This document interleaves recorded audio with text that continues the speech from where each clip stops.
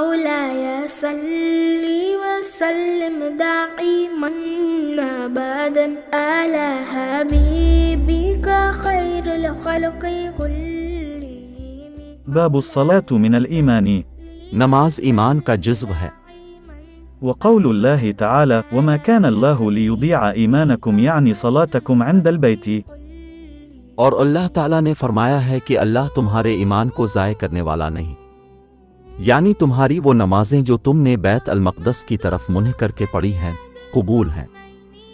حدثنا عمرو بن خالد قال حدثنا زهير قال حدثنا أبو إسحاق عن البراء بن عازب أن النبي صلى الله عليه وسلم كان أول ما قدم المدينة نزل على أجداده أو قال أخواله من الأنصار وأنه صلى قبل بيت المقدس 16 شهرا أو 17 شهرا، وكان يعجبه أن تكون قبلته قبل البيت، وأنه صلى أول صلاة صلاها صلاة العصر وصلى معه قوم، فخرج رجل ممن صلى معه فمر على أهل مسجد وهم راكعون فقال أشهد بالله لقد صليت مع رسول الله صلى الله عليه وسلم قبل مكة فداروا كما هم قبل البيت، وكانت اليهود قد أعجبهم إذ كان يصلي قبل بيت المقدس وأهل الكتاب، فلما ولى وجهه قبل البيت أنكروا ذلك.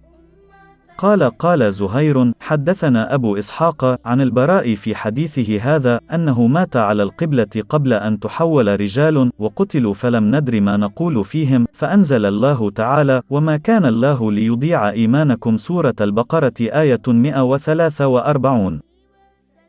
हमसे उम्र बन खालिद ने बयान किया, उन्होंने कहा हमसे ज़हीर ने बयान किया, उन्होंने कहा हमसे अबू इसहाक ने बयान किया, उनको बुराक बिन आज़ुब रज़ी अल्लाह अन्हु ने खबर दी कि रसूल अल्लाह जब मदीना तशरीफ़ लाए तो पहले अपनी नानहाल में उतरे जो अंसार थे, और वहाँ अब सल्लल्लाहु अलैहि वसल्लम ने 16 या 17 माह बैत अल-मक़दस की तरफ मुँह करके नमाज पढ़ी, और अब की ख्वाहिश थी कि अब का क़िबला बैत अल्लाह की तरफ हो।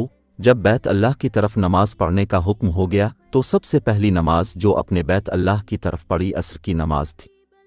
वहाँ अब के साथ लोगों ने भी नमाज पढ़ी। फिर अब के साथ नमाज पढ़ने वालों में से एक आदमी निकला और उसका मस्जिद बनी हारिसा की तरफ गुजर हुआ तो वो लोग रुकू में थे।